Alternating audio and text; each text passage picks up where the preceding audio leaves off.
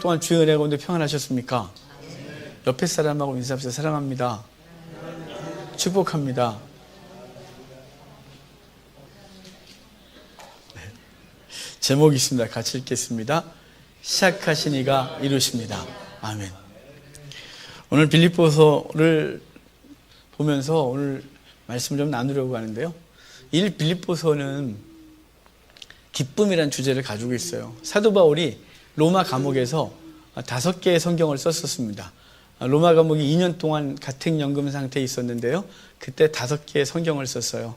빌립보서, 에베소서, 빌립보서, 골로새서, 빌레몬서, 그리고 우리에겐 지금 없지만 라오디게아서, 성경에는 없어요. 이 5개의 성경을 썼었어요. 5군데 편지를 보냈던 거죠. 그 중에 우리는 빌립보 교회에 보낸 편지를 통해서 오늘 우리가 읽은 본문을 생각해 보려고 합니다. 빌립보 교회 정말 사랑이 많은 교회였어요. 사도 바울에겐 특별한 교회였죠. 사도 바울은 2차 전도 여행 때 자신의 계획대로 움직이다가 하나님께서 그 계획을 꺾으시고 주님께서 바다 건너 유럽 땅으로 가라 그러세요. 그래서 지금 터키 땅에서 바다 건너 마케도냐로 넘어가요. 마케도냐에서 첫 번째로 세운 교회가 빌립보 교회입니다. 그 교회 세우다가 매도 맞았고요. 그리고 그 교회에서 많은 사랑을 받았기 때문에 사도 바울에겐 특별한 교회였어요. 사도 바울이 그 교회를 세우고 다음 데살로니가 넘어가면서 그 교회를 누구한테 맡기냐면 누가한테 맡겼어요. 그래서 누가가 교회를 잘 가르쳤는데 빌립보 교회가 사랑이 많은 건 바로 처음 교회가 자주장사 루디아의 집에서 교회가 세워졌고요. 그러니까 여자 중심으로 교회가 세워졌죠. 그리고 사랑 많은 누가가 가르쳤기 때문에 빌립보 교회는 사랑이 풍성했습니다.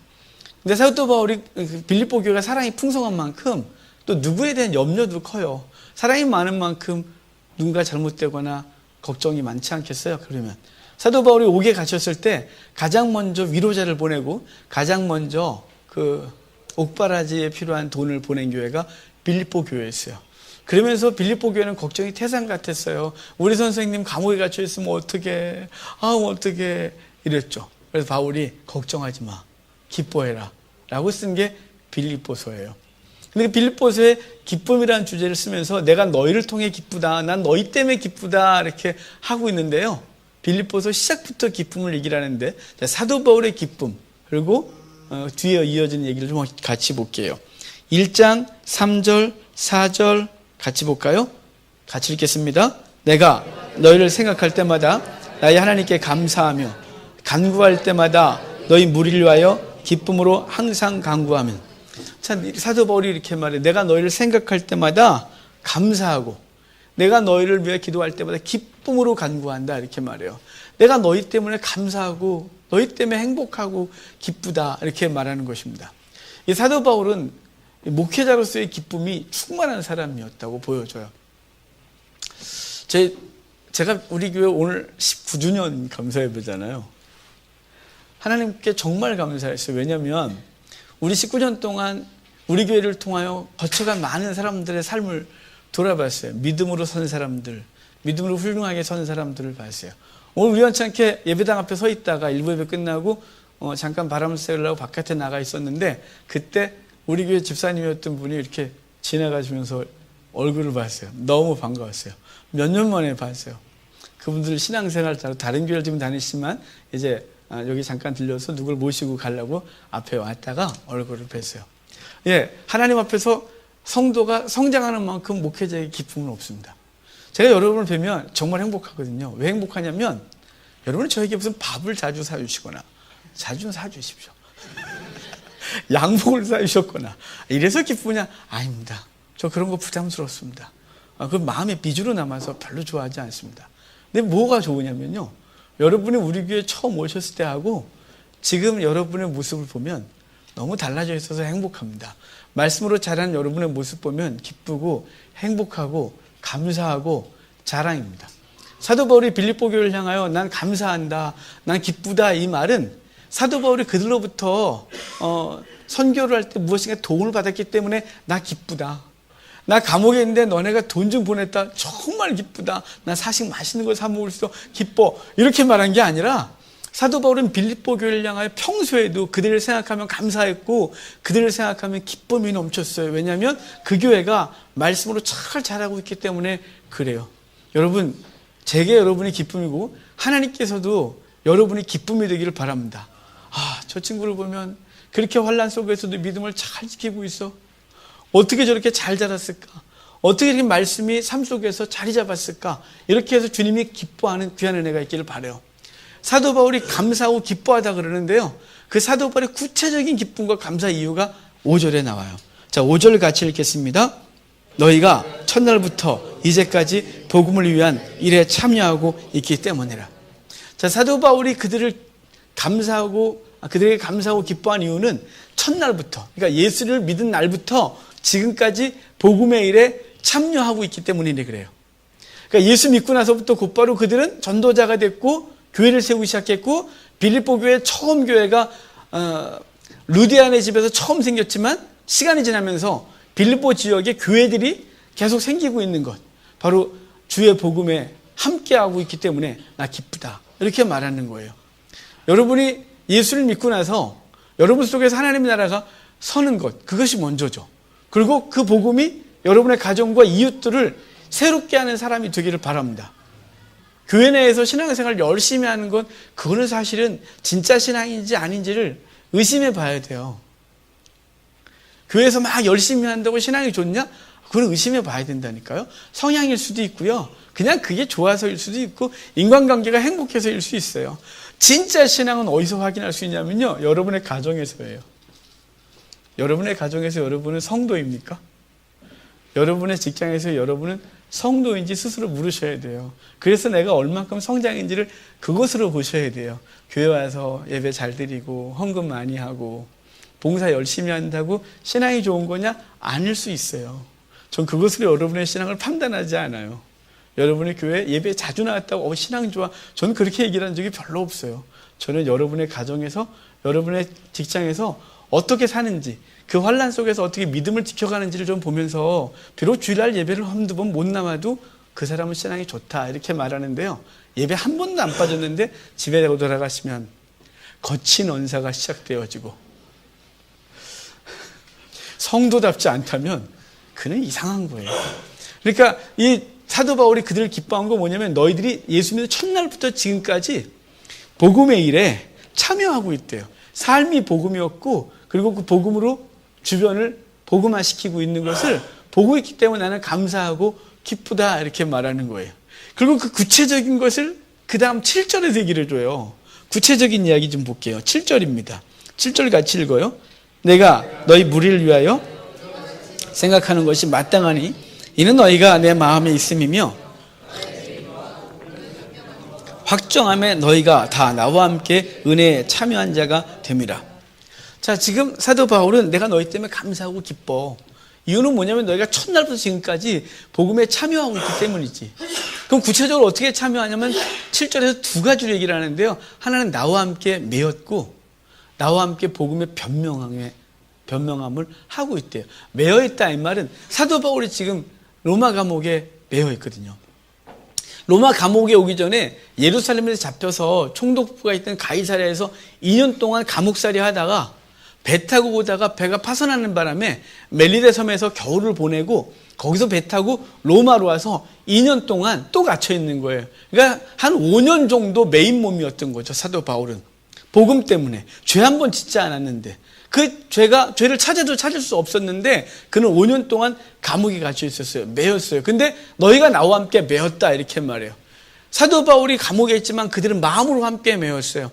사도 바울은 사실 몸은 감옥에 있었지만 뭐에 매여 있었냐면 복음에 매여 있었어요. 예수 그리스도의 사랑에 매여 있었어요. 그래서 기꺼이 자신이 죄 안 졌지만 그냥 방면받을 수 있었지만 기꺼이 복음 때문에 로마 황제에게 항소하고 또 묶인 몸으로 여기 와 있었어요.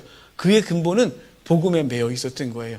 여러분이 하나님의 말씀에 매여 있어야 되는 것이죠. 세상 가치관에 매여서 세상 것에 끌려서 목줄 잡혀서 일주일 내내 돈 하고 다니고, 일주일 내내 성공하고 다니고, 일주일 내내 가족관계 속에서 자기의 만족을 위해 자녀들과 배우자들을 막 그러다가 와갖고 교회에서 기도를 하는데 또 그것만 잔뜩 기도하고 가는 게 아니라, 세상 가치관에 매여서 끌려가는 사람이 아니라 복음에 매여 그 복음 때문에 기꺼이 오기까지 매일 수 있는 사람들, 사도 바울이 그러했고 빌립보 교회가 그러했대요. 나와 함께 매였다라고 말하고 나와 함께 그 복음을 변명한대요. 변명한다니까 핑계한다 이게 아니라 그의 복음을, 주의 복음을 변호, 그의 복음을 변증, 그의 복음을 선포하는 일에 너희가 하고 있기 때문에 나는 기쁘다 이렇게 말하는 거예요.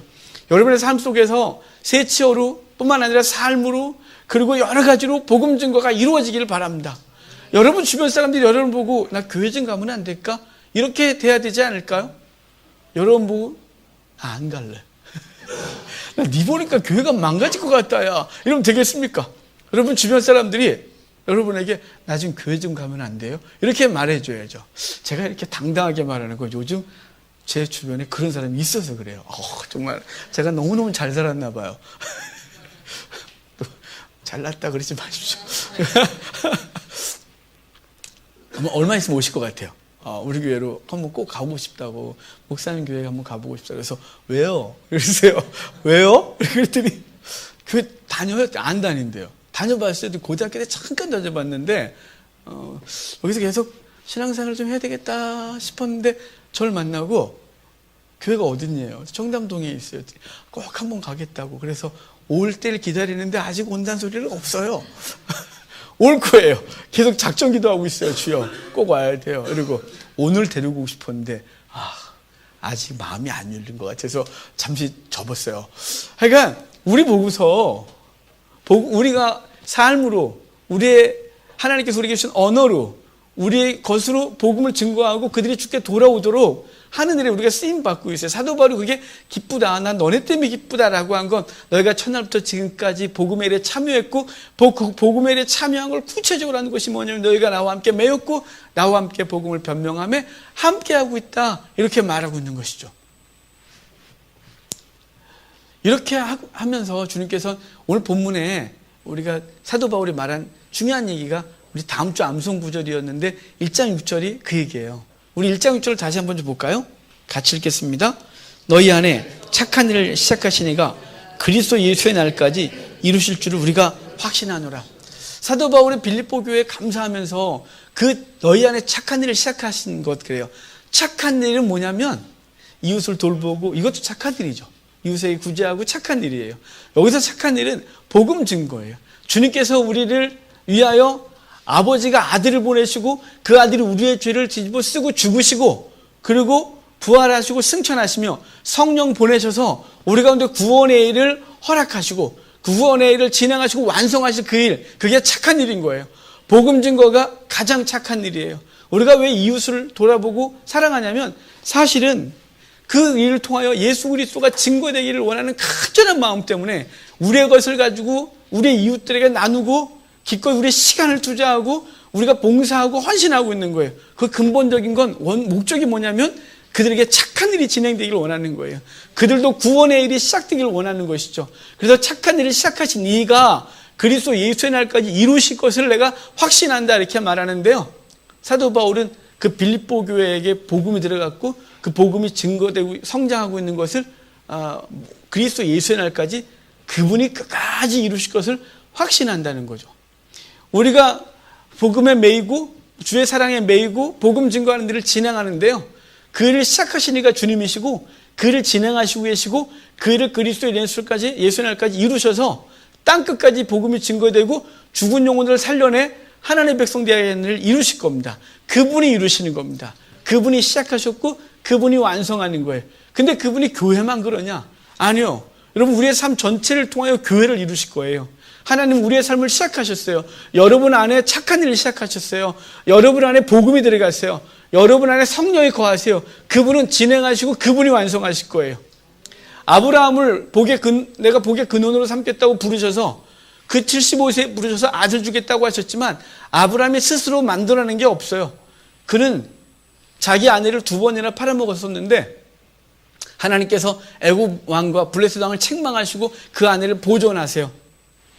그리고 그는 내 후손 그래서 또 하가를 취해서 아들 낳고 이스마엘 낳는데 아니야 라고 하시고, 그분은 하나님은 아브라함을 100세 때, 그의 아내 90세 때, 그의 능력이 전무할 때, 완전히 끝났을 때 하나님은 이삭을 허락하셔서 하나님이 약속하신 것을 그분이 이루시고 그분이 훈련하셔서 내가 날 사랑으로 이제 알았다고 결론 내시는 거예요.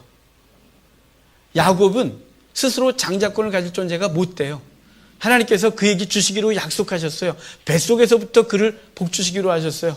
근데 그의 아버지가 틀으려고 했었어요. 이삭이 에서에게 축복하려고 할 때 하나님은 에서의 눈만 어둡게 한 게 아니라 영한 혼 다 어둡게 하셔서, 정신 다 어둡게 하셔서 그의 아들을 야곱이 앞에 왔는데, 야, 목소리가 야곱이다. 그래놓고 가장 중요한 걸 야곱이라는 거기다가 복 주셔서 그는 복을 받기 시작하는데, 그가 베델로 갔을 때 하나님께서 그를 만나주시고 그가 이렇게 기도하잖아요. 나를 안전하게 아버지 집으로 돌아오게 하시면 하나님이 나의 하나님 되시고 내가 11조를 바칠 거고 이곳이 하나님의 집이 되겠나이다 라고 했어요. 근데 야곱이 그럴 만한 능력도 믿음도 없었어요. 그는 30여 년간 바다나람에서 20여 년간 있고, 그리고 10여 년간 숫곳과 세겜에서 자기 잔머리로 살았지만 그가 이룰 수가 없었어요. 하나님께서 그 모든 걸 진행하셔서 베델로 이끄시고, 베델에서 다시 그 30년 만에 하나님 앞에 정말 자기가 약속한 대로 하나님을 하나님이라고 부르게 되는데요. 그는 스스로 간 게 아니라 하나님이 모든 것들을 허락하시죠. 재물을 허락할 때도 외삼촌 라반이 10번이나 품삯을 변개하지만 하나님은 그 변개할 때마다 그 방식대로 야곱에게 복 주셔서 거부가 되게 하신 놀라운 은혜를 입게 하신 것, 그것은 야곱이 잘나서가 아니라 하나님이 시작하셨고 그분이 완성하신 거예요. 우리가 잘 아는 고난의 왕 욥, 혹시 또 이 중에 내가 더해요 있을 수도 있겠지만, 그 욥을 하나님께서 믿으세요. 근데 욥이 스스로가 하나님과 백성된 훌륭한 게 아니라 욥은 그냥 절대제대한 두려움을 갖고 있었던 사람이었어요. 하나님께서 욥을 진행하세요. 욥의 삶을 진행하시고 포기하지 않으시고 결국은 욥이 스스로 고백하게 하세요. 내가 전에 하나님을 귀로 들었는데 내가 이제 눈으로 보나이다. 욥을 완성하셨어요. 하나님은 그분의 주권 가운데 우리의 삶을 진행하시는 거예요. 우리의 능력이 무엇인가를 할 수 있어가 아니라 우리는 아무것도 못하는데 그분이 착한 일을 시작하셨고 그분이 진행하시고 그분이 그리스도 예수의 날까지 이루시는 것이에요. 그것을 바울은 확신한다 이렇게 말하는 것이죠. 성경의 무수한 얘기들이 인간의 힘으로 할 수 없었다는 것을 분명히 말해요. 가나안 야빈이 철병거 900승을 앞세워서 이스라엘을 쳤을 때 이스라엘은 병거가 단 한 대도 없었어요. 이스라엘은 싸울 능력도 없었어요. 근데 철병거 900승 끌고 온 거예요. 우리로 하면 요즘으로 탱크 900대 끌고 왔는데 우리는 소총밖에 없는 상황이에요. 근데 하나님이 이기게 하셨어요. 어떻게 하셨냐면 이스라엘은 아무것도 한 게 없어요. 하나님이 하늘에서 비를 내려 그 땅을 진흙벌 만들고 철병거 900승을 고철덩어리 되게 해서 이기게 하셨어요. 이스라엘이 바벨론 포로로 끌려갔을 때 예레미야가 70년 만에 돌아오게 하겠다, 성전 70년 만에 재건시키겠다 했는데 그들은 할 능력이 없었어요. 소망도 없었고 기미도 안 보였어요. 그런데 하나님은 저 구석에 조그만 나라 페르시아에서 고레스라는 사람을 일으켜 그가 메디아 먹고 리디아 먹고 지금 터키 땅이에요. 이란 땅 먹고 터키 땅 먹고 이라크 땅 먹어서 이라크에 있던 이스라엘 백성을 돌려보내서 예루살렘 성전이 완성되어져요. 그럼 고레스가 대단하냐? 아니라니까요. 우리로 하면 이래요. 이 땅에서 한 사람이 등장했는데 그 사람이 러시아 먹고 중국 먹고 일본 먹고 미국 먹고 최강대국 만들었대요. 그것도 순식간에 피 안 흘리고. 고레스가 잘나서가 아니라 하나님은 그 백성을 건지시겠다고 고레스라는 사람을 세워 전 열방을 움직여 하나님의 백성들에게 돌아가. 그리고 그는 전쟁에 나가서 돌아가 그래놓고 그는 전쟁에 나가서 죽었어요. 하나님께서 그의 백성들을 향한 전적인 계획을 갖고 있는 거예요. 여러분에게 구원의 일이 시작됐습니다. 하나님이 여러분의 삶을 복주겠다고 시작하셨습니다. 진행하고 계십니다. 진행하는 동안 아무것도 보이지 않아도 절망하지 마십시오. 그분이 시작하셨고 그분이 진행하시고 그분이 여러분의 삶을 완성하실 줄 믿으시길 바랍니다. 뿐만 아니라 그 사람들이 모여있는 교회는 하나님께서 착한 일을 시작하셨고 착한 일을 진행하시고 착한 일을 완성하실 것입니다. 우리는 아무것도 안 하고 그냥 널브러져 있냐? 아니요. 바울은 그 같은 장에서 우리가 읽은 곳에서 그렇게 하지 마라. 우리가 무엇인가를 해야 되는데 우리가 뭐 부흥을 이루고 우리가 뭐 대단한 하나님 나라를 이루고 우리가 큰 나라를 만들고 내가 하나님 나라를 이렇게 만들겠다가 아니라 그것은 주께서 하실 거고 우리가 해야 될 게 있어요. 그것을 9절부터 11절까지 사도 바울이 우리가 해야 될 것이 무엇인지 말해줘요. 여러분 눈으로 보십시오. 제가 읽어가면서 할게요. 내가 기도하노라. 그래서 기도의 형식으로 말하는 거예요. 너희 사랑을 지식과 모든 총명으로 점점 더 풍성하게 하사. 사랑을 이래요. 그러니까 빌립보 교회의 사랑이 풍성했다 그랬잖아요. 여러분 성도는 세상 사람들이 성도로 평가하는 건 사랑 때문에 그래요. 십자가 들고 나가고 막 이런다고 해서 성도라고 보지 않아요. 난 교회 다녀를 소리 지른다고 해서 성도로 보지도 않아요. 도리어 욕을 하겠죠. 세상이 우리를 통해서 보고 싶은 건 주님께서 우리를 사랑하신 그 사랑으로 우리의 가족들, 우리의 형제들, 우리의 자매들을 내 것을 가지고 사랑하는 거예요. 내게 맡겨준 것 갖고 희생을 치르고 사랑하는 거예요. 재물이 100만 원 있으면 그것으로 주 앞에 드릴 뿐만 아니라 그것의 일부를 또 떼어내 이웃과 나누는 것이에요.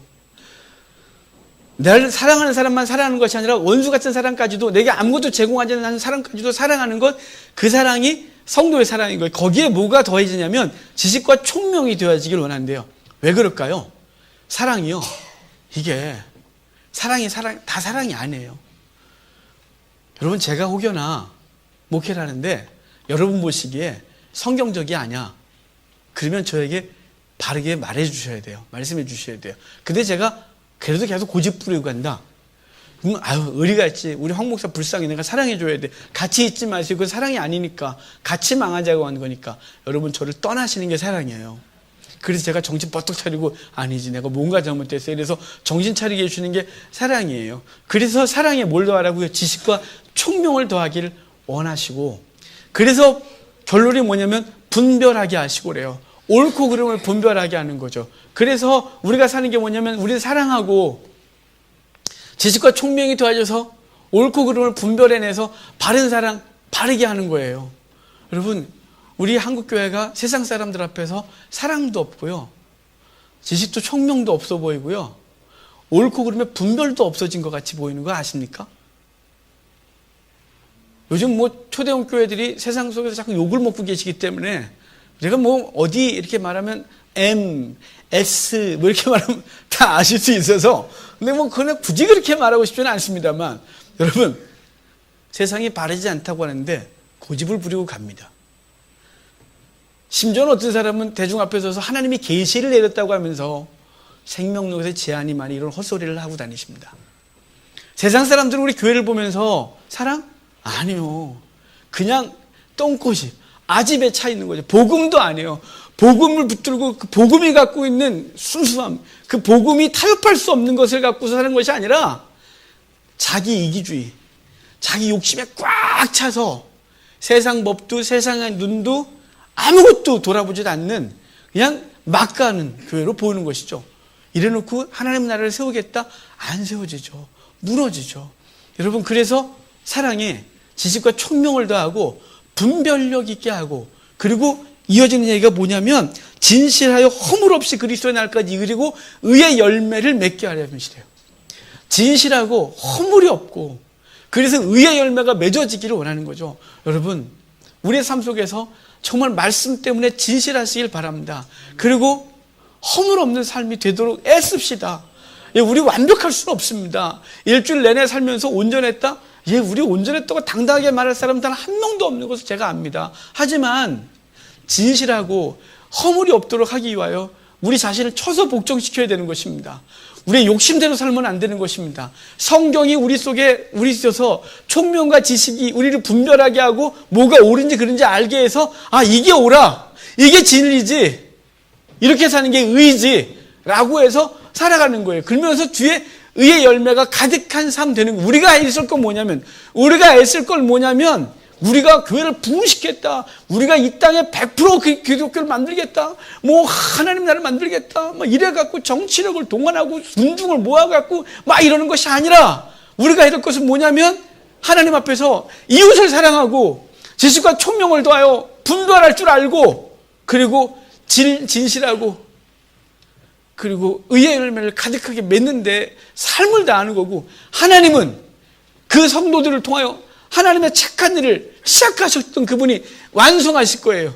그분이 교회를 세우실 거예요. 하립교회를 그분이 세우셨고, 이 땅의 교회들을 그분이 세우셨고, 그분이 복음 사역을 감당하는데, 우리가 편법을 동원하여 교회를 크게 하겠다고, 그리고 우리가 수단을 부려서 교회를 크게 이 땅에 뭘 해보겠다고 하는 것이 아니라, 우리는 성경대로 바르게 살아가고 하나님 그 삶을 살아가는 사람을 통하여 하나님의 나라를 세울 것이에요.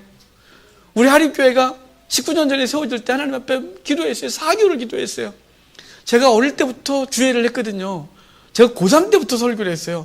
전 지금까지 고3 때부터 설교할 인간은 본 적이 없어요. 제가 설교를 진짜 열심히 했거든요. 고3 때 설교를 시작했고 21살에 전도사가 돼서 31살에 전원교회 먹겠다고 올라갔다가 손 들고 내려오고 32살에 후임 들어갔다가 두 교회가 연합하고 그쪽 상대교회에서 저를 모함하는 바람에 울며 나오고 하나님 앞에 4개월을 기도하면서 주님 뭐 할까요? 나 뭐 해야 돼요? 나 전원교회 해보고 싶었는데 아무도 안 왔어요. 후임 들어가보고 싶었는데 갔더니 모함받아 억울하게 나왔어요. 하나님 나 뭐 해야 돼? 애들 유치원 끊어놓고 4개월을 기도했어요. 여러분 주님 확신하셨어요. 개척이라고. 그랬어요. 하나님 교회 많아요. 저 아무것도 없고 교회 많아요. 그래서 이런 메시지 안 하고 싶어서 하나님 계속해서 주셔서 개척했어요. 그리고 하나님께서 아무것도 없던 저에게 1,000만 원 빌려 예배당 얻고 1,300 빌려 사택 얻고 그리고 맨바당에 살려고 했는데 하나님이 기적적으로 모든 집길 다 보내주시고 예비된 사람 붙여주시고 사역자들 붙여주셔서 하나님의 나라를 세워가면 지금까지 왔어요. 여러분 하나님은 당신에는 그분이 하십니다. 우리는 뭘 하냐면 우리는 정직하게 성경대로 살아가는 게 우리의 일이고 말씀대로 사는 게 우리의 일이고 교회를 크게 하니 뭐니 그분이 하실 겁니다. 하나님이 이 땅 가운데 교회를 회복시키는 그분이 하실 겁니다. 우리 바르게 살아가면서 하나님 나라가 그렇게 서게 되는 일이 벌어지도록 우리 힘을 다하는 귀한 은혜가 있기를 바랍니다. 우리 다 같이 일어나셔서 오늘 말씀을 가지고 잠깐 기도합시다.